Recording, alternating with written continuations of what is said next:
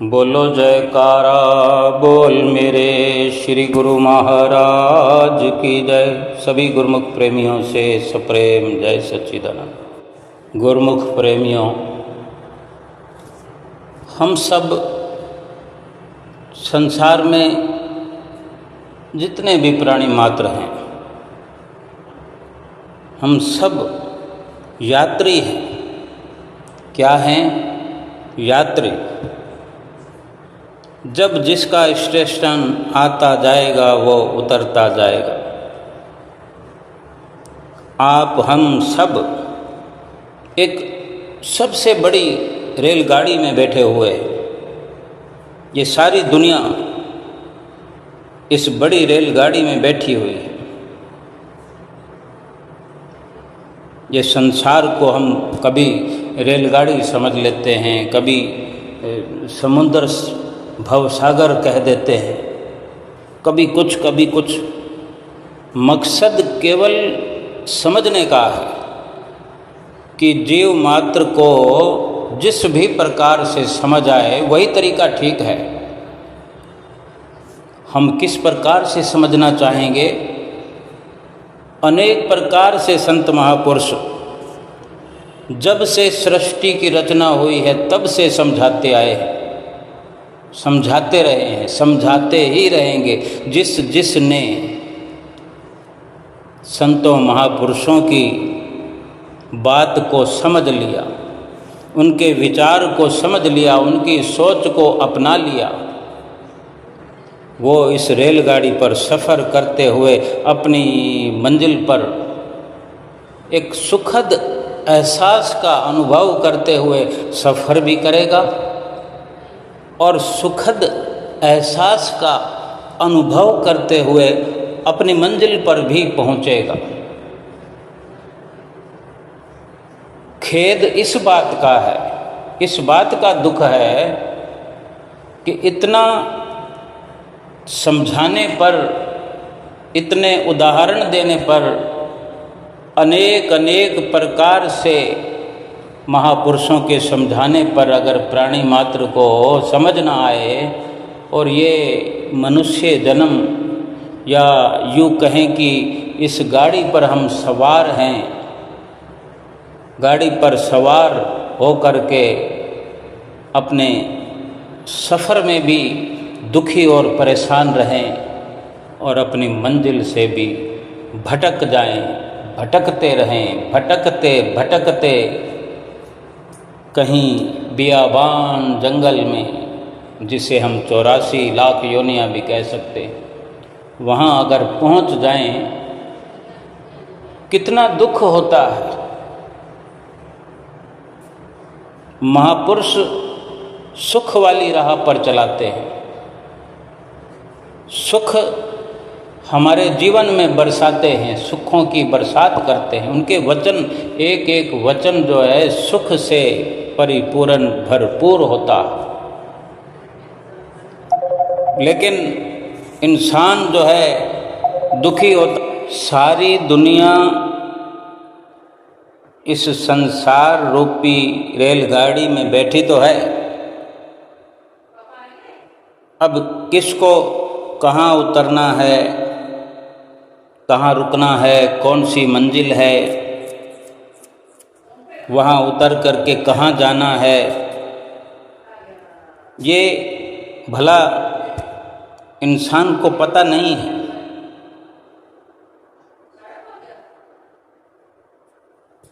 इस संसार रूपी गाड़ी से उतरने का मतलब है कि संसार रूपी गाड़ी में फिर दोबारा आके नहीं चढ़ना, चले जाना। संसार का ये सफ़र पूरा करके चले जाना। अनेक यात्री भूले हुए हैं कि मुझे कहाँ उतरना है, या उतरना चाहते ही नहीं, संसार को छोड़ना चाहते ही नहीं।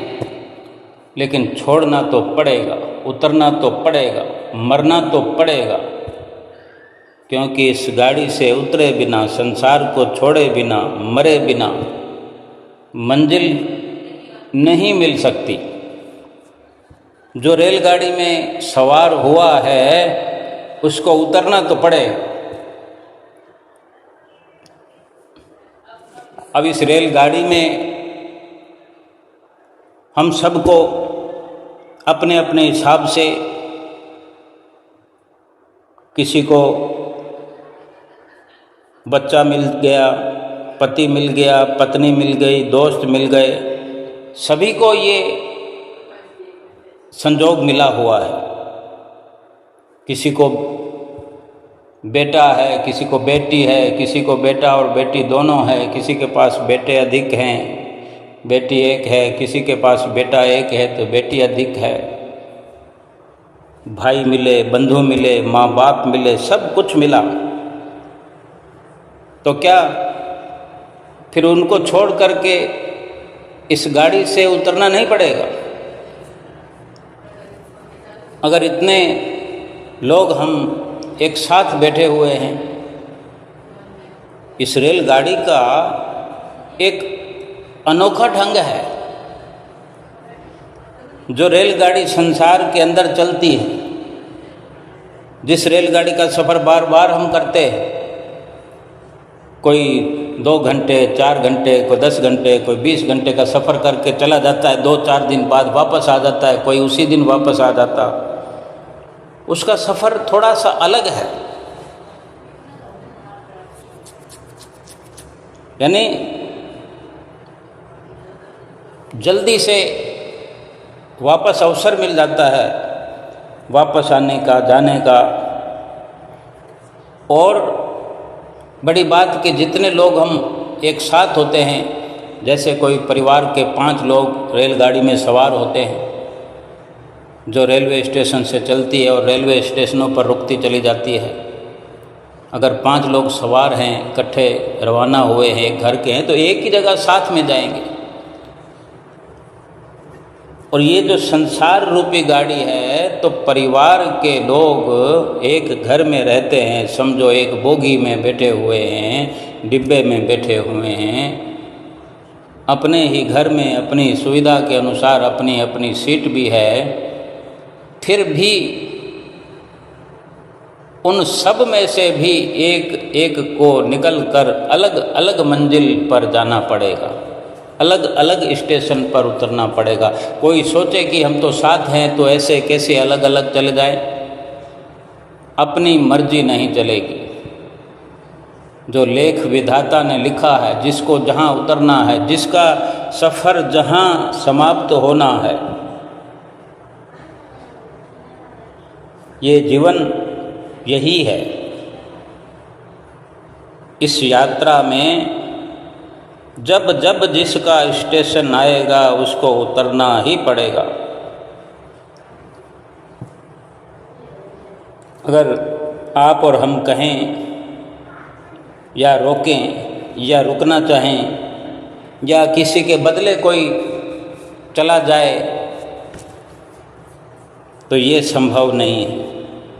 हम कहें कि इसको मत ले जाओ, मुझे ले जाओ, ये कोई संसार के काम नहीं है। तो एक ने अगर नहीं किया तो उसका काम दूसरा कर सकता है।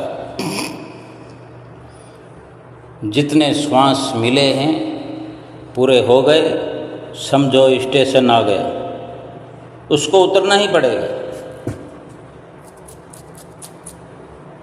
जिसका जो समय है वो उसी के लिए, हर किसी का स्टेशन अलग है।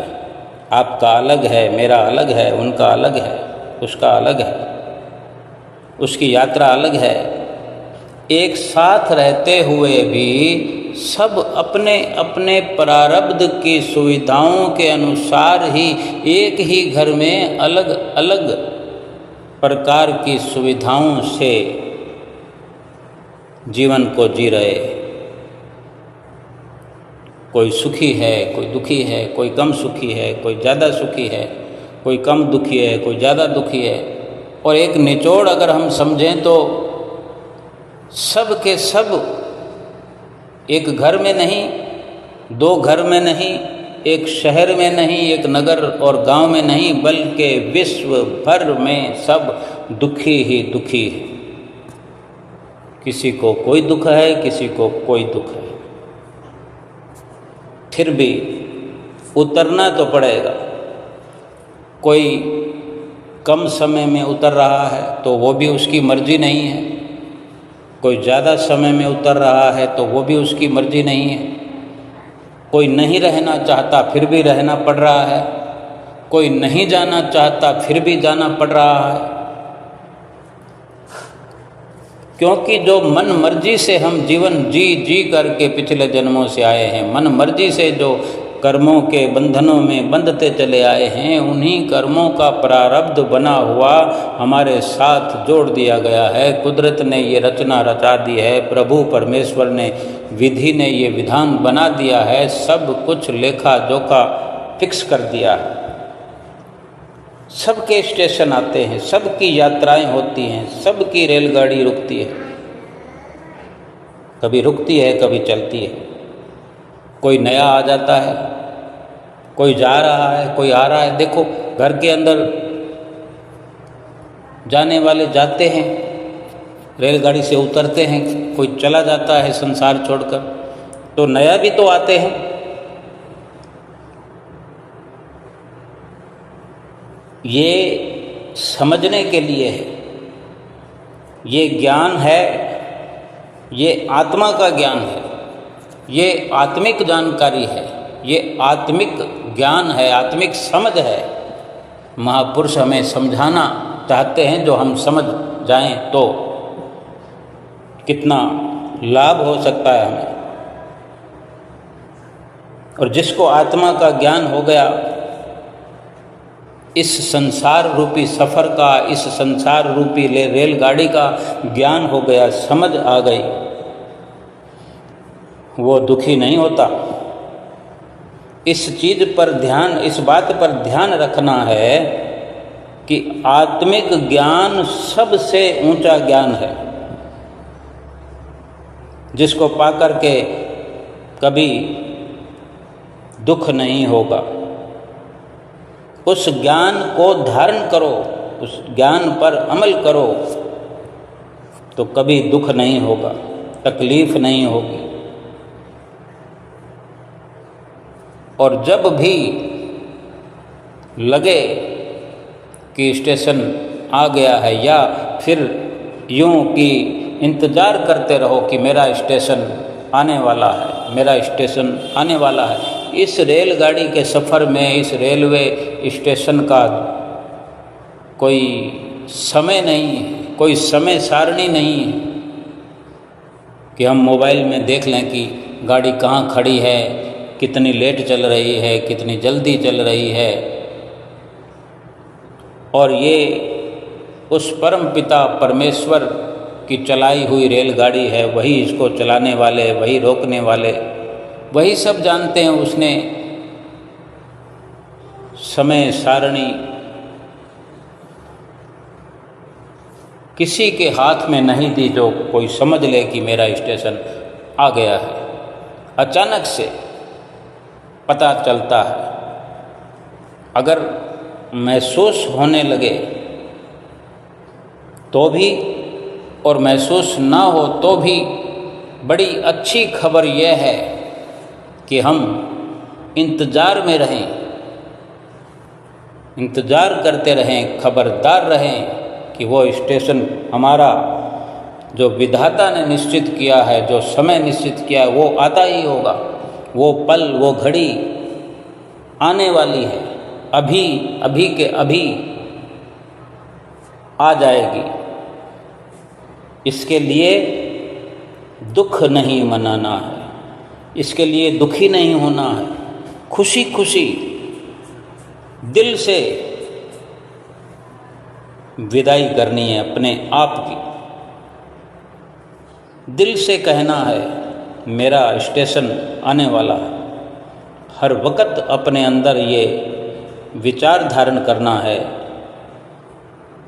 और इन्हीं विचारों के चलते कुछ ज़रूरी बातों का भी ख्याल रखना है कि जब रेलगाड़ी पे हम सवार हुए हैं तो क्या क्या सामान साथ में लेना, और हमारे सामने जो दूसरा सदस्य जिसका स्टेशन आ गया है, उसके लिए भी दुख नहीं मनाना, उसको दिल से विदाई दो।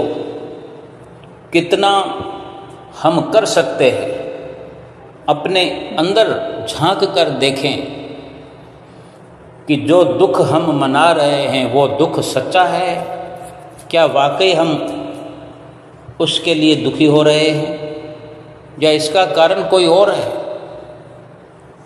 सत्यता से पर्दा उठाने की ज़रूरत है। सत्य क्या है, असत्य क्या है, ये समझने की ज़रूरत है। कोई किसी के साथ रहने के लिए नहीं आया, कोई किसी के साथ एक साथ जाने के लिए नहीं आया। अगर सैकड़ों लोग एक साथ मर जाएं, इस संसार को छोड़ जाएं, शरीर छोड़ जाएं, तो भी अपनी मर्जी से वो किसी के साथ नहीं जा रहे और नहीं जा सकते। कोई किसी के साथ नहीं जा सकता, कोई किसी का साथ नहीं निभा सकता। गुरुमुख प्रेमियों,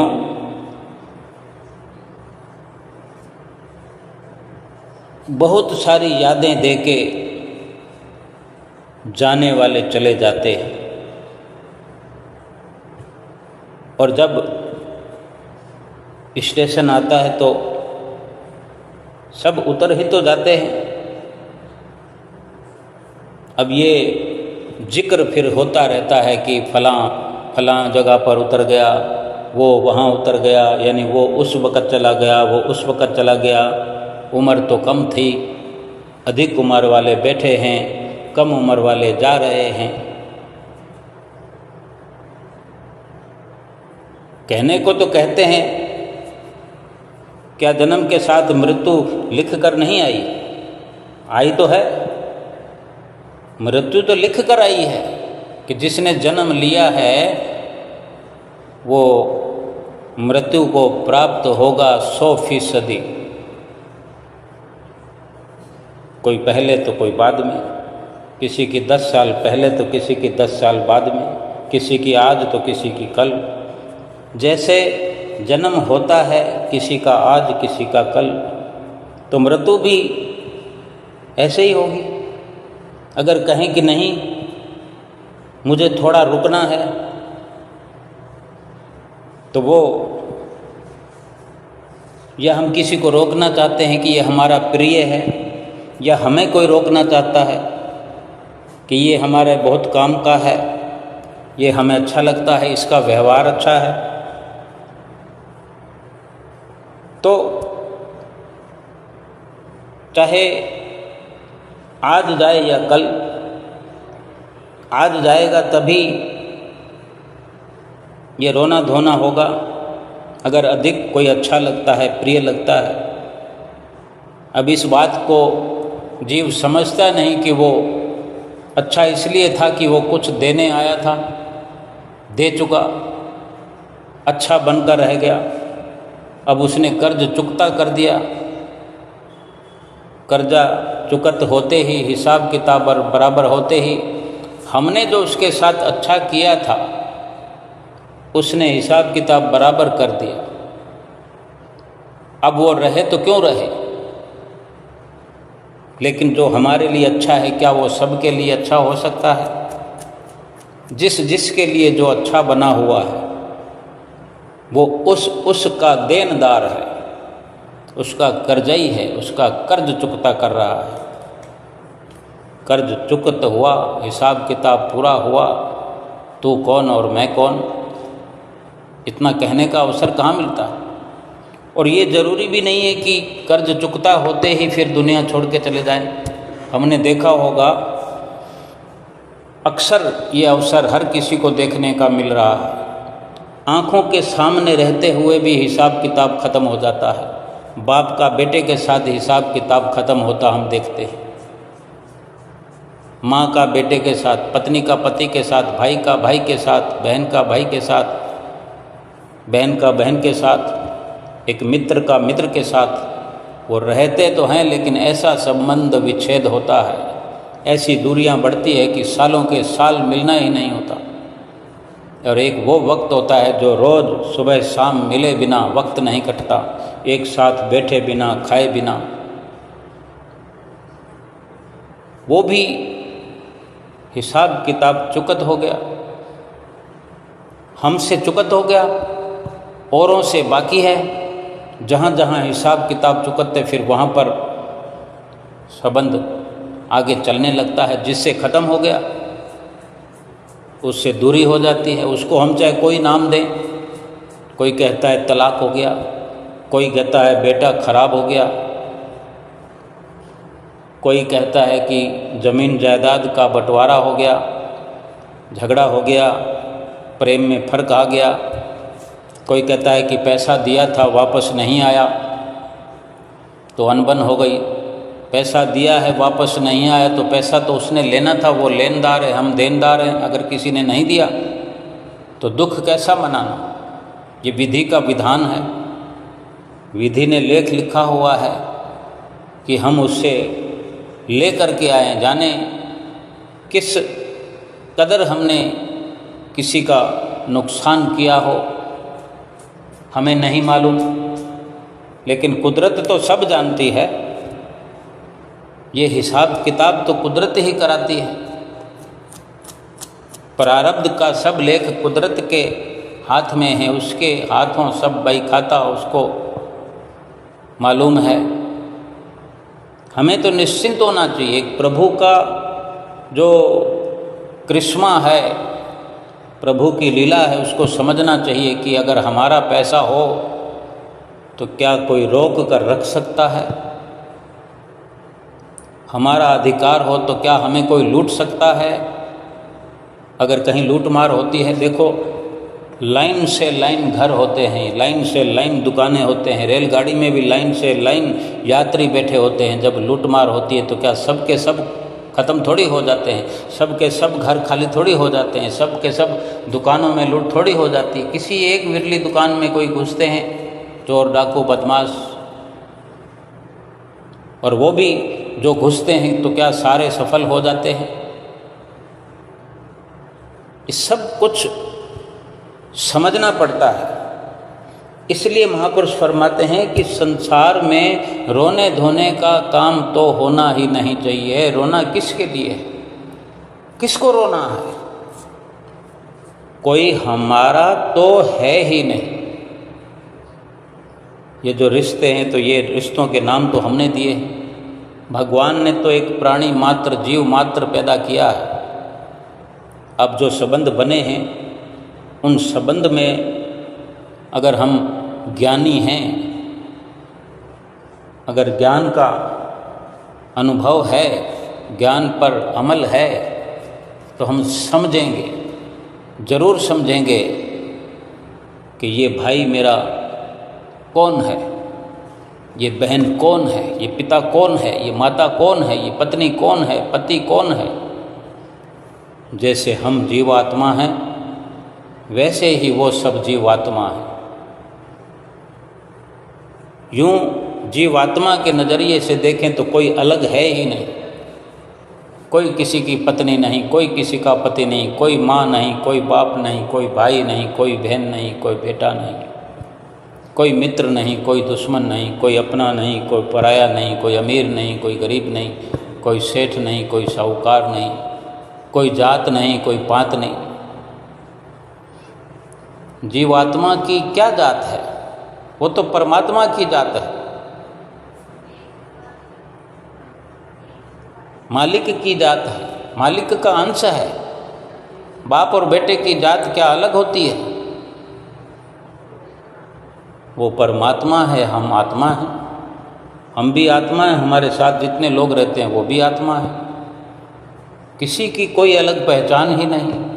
लेकिन ये जो हमने शरीर रूपी मुखौटे लगा रखे, मैं फलाना राम हूँ, मैं ढिकाना राम हूँ, मैं बड़ा हूँ, मैं छोटा हूँ, मेरे हिस्से में ये है, मेरे हिस्से में वो है, मेरा वो घर है, मेरा वो घर है, मेरा बंगला है, मेरा 2 मंजिल है, मेरा 4 मंजिल है, मेरे हिस्से में झोंपड़ी क्यों है। कितने संशय और भ्रमों में हम उलझे हुए हैं। अगर कोई आज हमें छोड़ के जाता है तो भी दुख मनाते हैं, 10 साल बाद अगर जाए तो भी दुख मनाना है। समझना तो ये है कि रोना किस लिए है। हाँ, अगर कोई किसी के लिए रोता है तो उसको रोक लेता, भाई रुक जा ताकि मैं रोऊं नहीं, कोई सिफारिश लगा ले। ये अवसर जो है बड़े बड़े सेठ साहूकारों के घर क्या और गरीब झोपड़ी वालों के घर क्या, सबके घर में ये अवसर आता है। जिनके हाथ में हुकूमत है, जिनके हाथों में हथियार हैं, जो सारी दुनिया के बड़े बड़े ताबेदार हैं, जिनकी सिफारिश चलती है, वो रोक लें चाहे तो किसी को। प्रिय से प्रिय जो उनका होता है उसको भी कोई रोक नहीं पाता।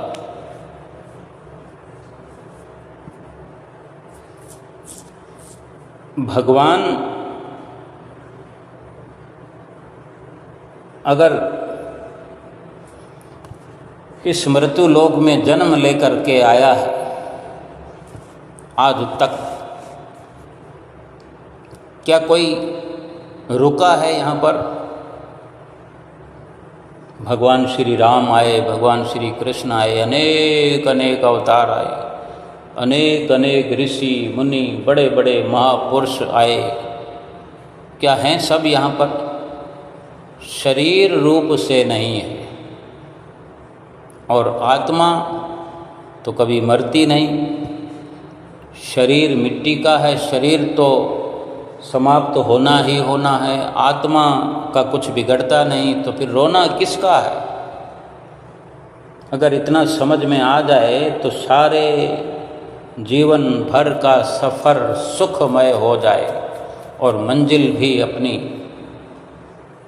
आसानी से प्राप्त हो जाए। जब भगवान स्वयं नहीं रहते, जो अपनी मर्जी से आते हैं, मर्जी से जाते हैं, महापुरुषों का जो अवतार होता है, भगवान स्वयं जिस भी अवतार में यहाँ अवतरित होते हैं वो भी नहीं रुकते हैं। बेशक वो अपनी मौज से आते हैं और अपनी मौज से जाते हैं, उन्हें कोई भेजने वाला और कोई उन्हें ले जाने वाला नहीं। वो भी नहीं रुकते तो फिर वो दूसरे के किसी कार्य में इंटरफेयर नहीं कर सकते।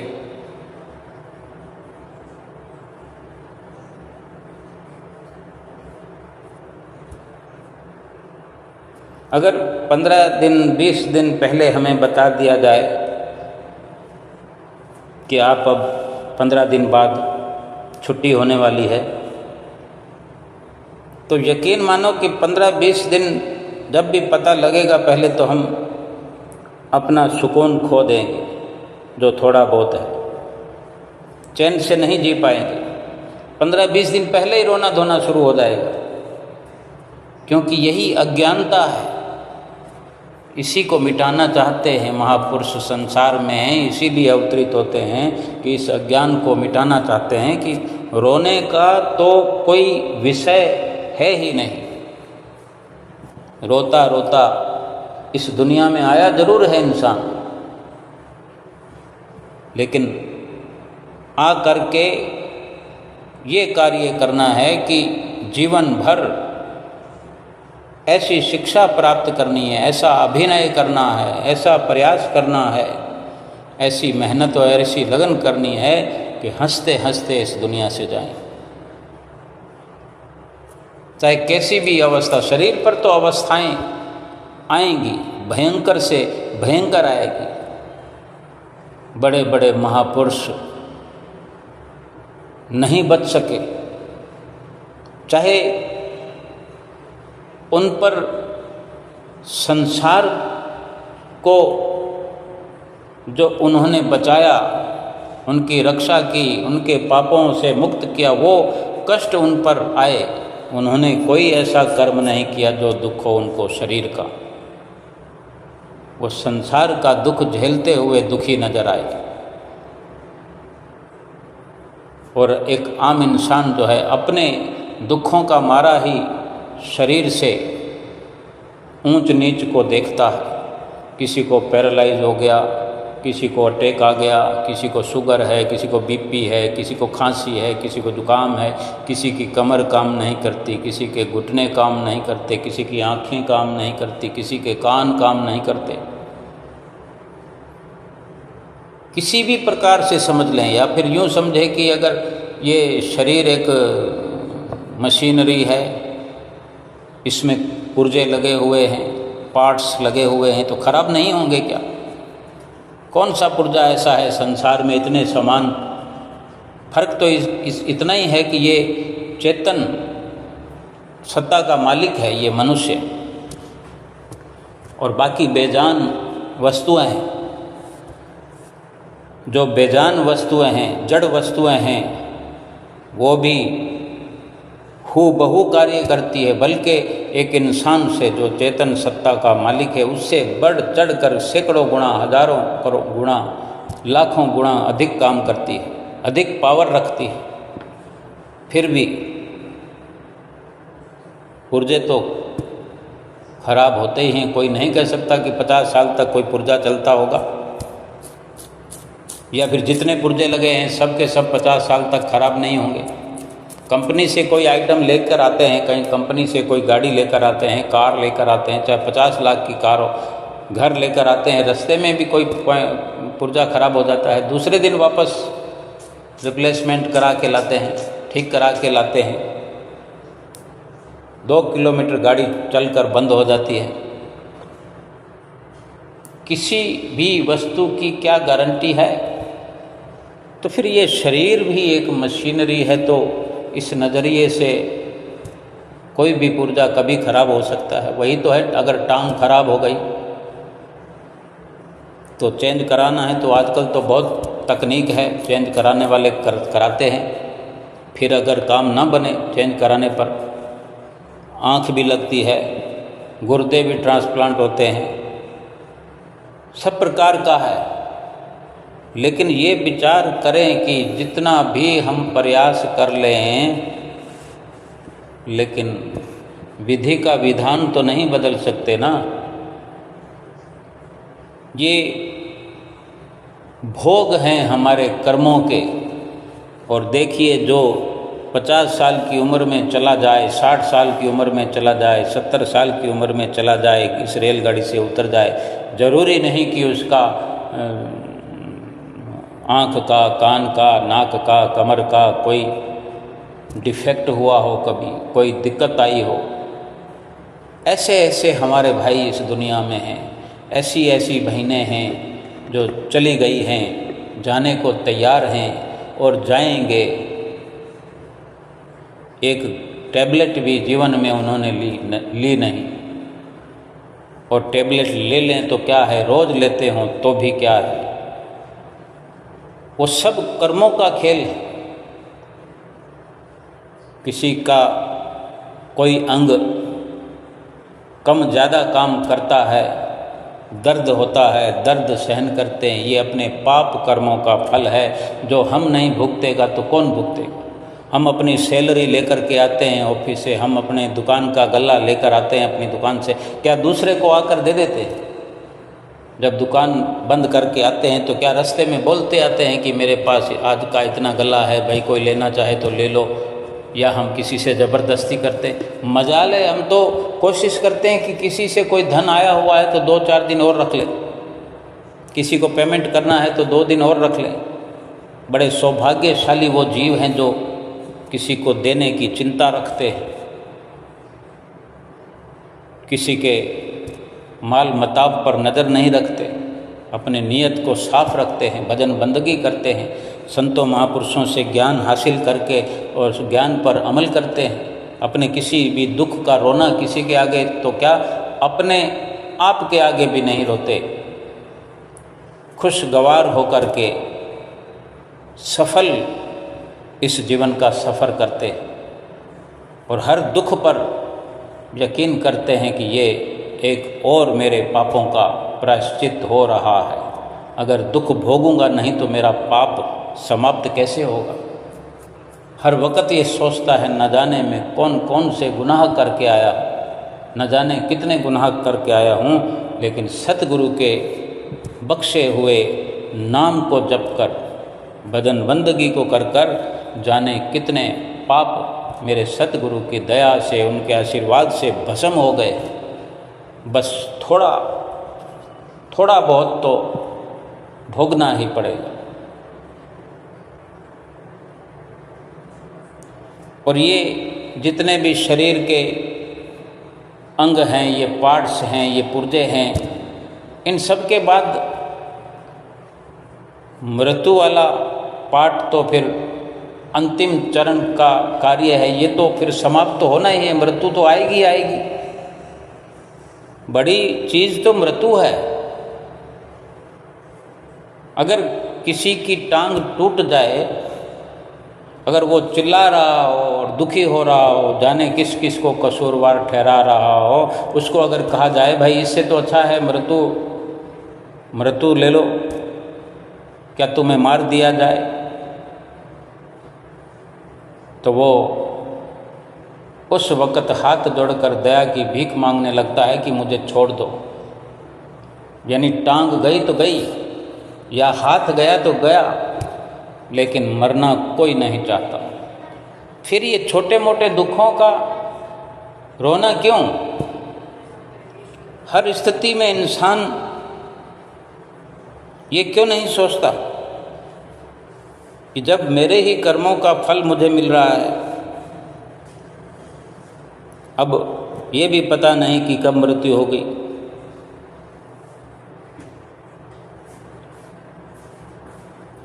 पहले इसीलिए नहीं बताने का विधान है कि पहले से रोना धोना शुरू कर दे। और जिन्होंने मृत्यु को समझ लिया है, जिन्होंने सच्चे ज्ञान की प्राप्ति करके उस पर अमल शुरू कर दिया है, अमल करते हैं, संतों महापुरुषों के वचनों पर चलते हैं, भजन भक्ति करते हैं, उनको अगर बता दिया जाए कि 15 दिन का समय है तो वो अपार भजन भक्ति करके और अधिक लाभ प्राप्त करेंगे, हर पल को लेखे लगाएंगे। जो भूल अगर किसी ने 50 साल में, 40 साल में, 30 साल में या 60 साल में की है, वो भूल वो 15 दिन में सुधार लेंगे। कि इतनी धीमी गति से भगवान का नाम लेते थे, अब 15 दिन में वो करके दिखाना है, क्योंकि परमेश्वर के घर जाना, संतों महापुरुषों की शरण हासिल करने का ये बहुत बड़ा लाभ है। जन्म तो जब होता है पता लगने लग जाता है, काफ़ी दिनों पहले पता लगता है कि जन्म होने वाला है, कोई आने वाला है, चाहे कल होगा या परसों होगा। पर मृत्यु अचानक से आती है, लेकिन जन्म भी कोई मिनटों सेकंडों का कौन अनुभव करके बता सकता है। लेकिन निश्चित तो है, अगर जाते समय बता भी दिया जाए कि आप कल जाने वाले हैं तो क्या करेंगे? 15 दिन पहले बताएंगे तो 15 दिन पहले रोना शुरू कर देंगे, 1 दिन पहले बताएंगे तो 1 दिन पहले रोना शुरू कर देंगे। वो जो आत्मा बेचारी जाने वाली है, उसको बड़ी तकलीफ होगी रोने धोने से। लेकिन जन्म, जैसे आपको खुशी है हमारे घर बच्चा आने वाला है, बच्चा आने वाला है, खुशी होती है ना? ऐसी खुशी होती है तो फिर जाने की खुशी क्यों नहीं होती? हमारे घर बच्चा आता है तो हमें खुशी होती है। हम पिता हैं, दादा हैं, दादी हैं, माता हैं, बच्चा हमारे घर आने वाला है, पोता आने वाला है, हमें खुशी होती है। सोचो, हमारे घर से अगर कोई जाने वाला है तो जाएगी तो आत्मा ना, शरीर तो जाएगा नहीं, शरीर तो यहीं हमारे सामने मिट्टी में मिल जाता है, जल जाता है, स्वाह हो जाता है, फिर गई तो आत्मा है ना, कहाँ जाएगी आत्मा? वो भी अपने परम पिता परमेश्वर के घर, अपने बाप के घर, अपने पिता के घर जाएगी। उसको भी तो खुशी होती है कि मेरा अंश आने वाला है। एक अंश अपने अंशी से मिल रही है, एक पुत्र अपने पिता से, आत्मा परमात्मा से, एक बूंद समुंदर से मिल रही है। भला उसको भी तो खुशी होती है, मनाने तो खुशी, क्यों उसके लिए दुख मनाएं?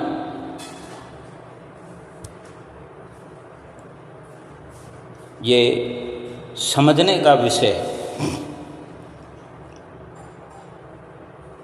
इतने समय से हम परमात्मा से बिछड़े हुए हैं, चिरकाल से ये बिछड़ी हुई आत्मा है, तो वहाँ परमात्मा भी वेलकम करने के लिए तैयार बैठे हुए हैं। आते ही वो आदर करते हैं, सम्मान करते हैं। आओ पुत्र, आओ मेरे बच्चे, आपने बड़े अच्छे से जीवन यात्रा को सफल करके अपने आप को यहाँ पहुँचाया है, आपने अच्छे से जिया है, अब मेरे पास रहो। कितनी खुशी वो परमात्मा मनाता है जब हम परमात्मा की राह पर चलते हुए इस सफ़र को पूरा करते हैं।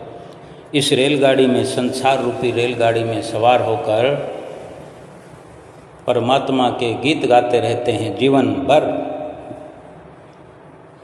सतगुरु से, जो यहाँ परिपूर्ण सतगुरु से, महापुरुषों से हमें ज्ञान मिल रहा है, नाम मिल रहा है, उस नाम को जपते हुए परमात्मा की याद में एक तड़फ लिए हुए जीवन का सफ़र करते हैं, पल पल जीवन व्यतीत करते हैं, तो परमात्मा को भी तड़फ बढ़ती है हमसे मिलने के लिए, हमसे एकाकार होने के लिए। केवल आत्मा ही नहीं परमात्मा से एकाकार करने के लिए बेचैन है, परमात्मा भी आत्मा से मिलने के लिए उन घड़ियों की इंतज़ार कर रहा है। लेकिन सभी एक विधि के विधान से बंधे हुए हैं, लेकिन जो परमात्मा की राह पर चल रहा है वो समझो परमात्मा से रोज़ मिल रहा है। एक पूर्णता का एहसास, मुकम्मल जो पहुंचना है वो तो शरीर के छूटने से ही, शरीर के छूटते वक़्त ही अनुभव होगा कि ये शरीर गया और ये परमात्मा का घर मुझे मिल गया। सतगुरु की शरण में पहुँच करके उनसे मिले हुए ज्ञान की रोशनी में चल करके, ज्ञान पर अमल करके ये संभव हो सकता है। और अगर सारी दुनिया इस रेलगाड़ी में सवार है, किसी को पता ही नहीं कि क्या रेलगाड़ी से उतरना ही है या यूं ही झूठे खाते रहेंगे। कौन करना चाहता है सफ़र? मजबूरन इस संसार में अगर हम कहीं बॉम्बे जाते हैं, बेंगलोर जाते हैं या छोटे किसी कम दूरी वाली जगह पर भी जाते हैं, 1 घंटा 2 घंटा का सफ़र, कौन आसानी से खुशी से सफ़र करता है? मजबूरन सफ़र करना पड़ता है, क्योंकि लेखा जोखा हम ही ने बनाया है। अगर संसार में आने का हम ऐसा लेखा जोखा न बनाते तो ना आना पड़ता, ना बिछड़ना पड़ता परमात्मा से। लेकिन जो हुआ सो हुआ, अब हमें अवसर मिला हुआ है। इस अवसर को गंवाना नहीं है, इस अवसर का लाभ उठाना कि दोबारा ना आना पड़े, दोबारा इस जीवन का सफ़र करने के लिए ना आना पड़े। रोते रोते आए हैं, हंसते हुए जाए।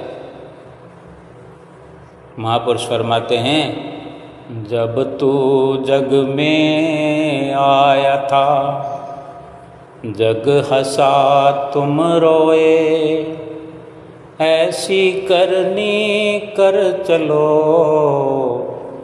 तुम हंसो जग रोए कबीरा, तुम हंसो जग रोए। महापुरुष तो एक एक शब्द में सारे भेद खोल देते हैं कि ए जीव, ए प्राणी, जब तो इस दुनिया में आया तो रो रहा था, चिल्ला रहा था, धाड़े मार रहा था, और ये दुनिया हंस रही थी। हमारे घर में लाल आया है, हमारे घर में लाली आई है। वो जानते हैं कि बच्चा तो रोता रोता ही पैदा होगा, लेकिन महापुरुष अपने फैसले देते कि तुम हंसते हुए जाओ और ये दुनिया तुम्हें रोए। बेशक तुम रोते हुए आए हो, ये ज़माना तुम पर हंसा है, लेकिन खबरदार हो जाओ, ऐसी करनी जीवन भर करो कि तुम यहाँ से हंसते हंसते हुए जाओ और लोग तुम्हें तुम्हारे कारनामों को रोएं कि बहुत अच्छा इंसान था, नेक इंसान था, भक्तिवान था, सेवादार था, सेवाभावी था, सद्गुरु का शिष्य था, नेक दिल इंसान था। ये समझ संतों महापुरुषों की चरण शरण से प्राप्त होती है। हमें सत्पुरुषों की शरण मिली है, हम गुरुमुख कहलाते हैं। हम ऐसी करनी करें, एक एक पल को ऐसा व्यतीत करें। ये पल तो व्यतीत हो जाएंगे यूं ही, अगर हाथ पर हाथ धरे बैठे रहेंगे तो भी ये पल तो क्या, ये पूरा जीवन व्यतीत हो जाएगा। लेकिन लाभ तब है कि एक एक पल को गिन गिन करके अपने सामने से खर्च करें कि मेरा ये पल, ये मेरा श्वास कहाँ जा रहा है, ये श्वास कहाँ खर्च हो रहा है, इस श्वास के बदले मुझे क्या लाभ मिल रहा है, ये महसूस करने की ज़रूरत है। हर पल में महसूस करें कि क्या मिला। जब पैसा खर्च करते हैं, नोट खर्च करते हैं, तो अच्छी तरह से संभाल करते हैं कि क्या मिला, क्या खर्च किया, कितना खर्च किया और कितना मिला, कहीं मैं ठगा तो नहीं गया। तो फिर श्वासों के बदले भी हम हर पल, हर श्वास में ये समझदारी से काम लें कि कहीं हम ठगे तो नहीं जा रहे। श्वास बड़े कीमती, अनमोल खर्च होते जा रहे हैं और बदले में कोई ऐसी वस्तु प्राप्त हो, ऐसी करनी हम करें कि संसार में जीते जी यहाँ भी खुशियाँ मनाएं, सुख प्राप्त करें, हंसते रहें और हंसते मुस्कुराते हुए प्रभु परमात्मा जो हमारी याद कर रहा है, वास्तव में वो तभी खुश होता है जब हम ऐसी करनी करके जाते हैं जो वास्तव में उसकी प्रसन्नता प्राप्त हो। उसके मुताबिक श्वास खर्च करें, उसके मुताबिक जीवन व्यतीत करें, जो वादा उसे करके आएँ उसके अनुसार हम जीवन को जिएं। और वादा उनसे यही हम करके आए हैं कि हम भजन करेंगे, भक्ति करेंगे, सतगुरु से चरण शरण प्राप्त करके उनके वचनों पर अमल करेंगे। तो हम विचारवान हैं, गुरुमुख हैं, प्रेमी हैं, सतगुरु के बताए वचनों पर चलें, 5 नियमों की पालना करें, 2 घंटे भजन अभ्यास करें, अपना लोक परलोक सुहेला करें। बोलो जयकारा बोल मेरे श्री गुरु महाराज की जय।